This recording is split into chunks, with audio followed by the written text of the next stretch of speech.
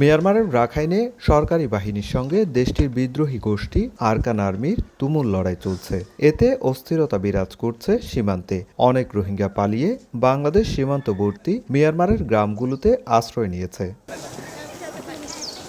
মিয়ানমারের এই সংঘাতে আজ এসে পড়ছে কক্সবাজারের উখিয়া ও টেকনাফের রোহিঙ্গা ক্যাম্পগুলোতে। একদিকে ক্যাম্পের পাশে পাহাড়গুলোতে মিয়ানমারের সন্ত্রাসী সংগঠনগুলো মজুত করছে ভারী অস্ত্র ও গোলাবারুদ। অন্যদিকে অস্থিরতা তৈরিতে বাড়ছে হত্যাকাণ্ড।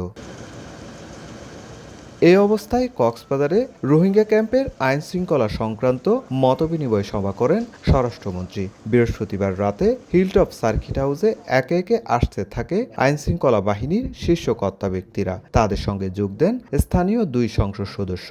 বৈঠকটি রাত 8:30টায় শুরু হয়ে চলে রাত 11:30টা পর্যন্ত।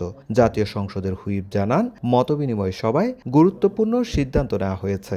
দেশি বিদেশি সংস্থা যাতে তাদেরকে উৎসাহিত করতে না পারে এ বিষয়ে কার্যকর সিদ্ধান্ত নেওয়ার জন্য আমাদের মাননীয় মন্ত্রী মহোদয় নির্দেশনা দিয়েছে। নগদে 500 টাকা বা তার বেশি পেমেন্টে পেতে পারেন ঢাকায় জমিসহ 20 কোটি টাকার পুরস্কার।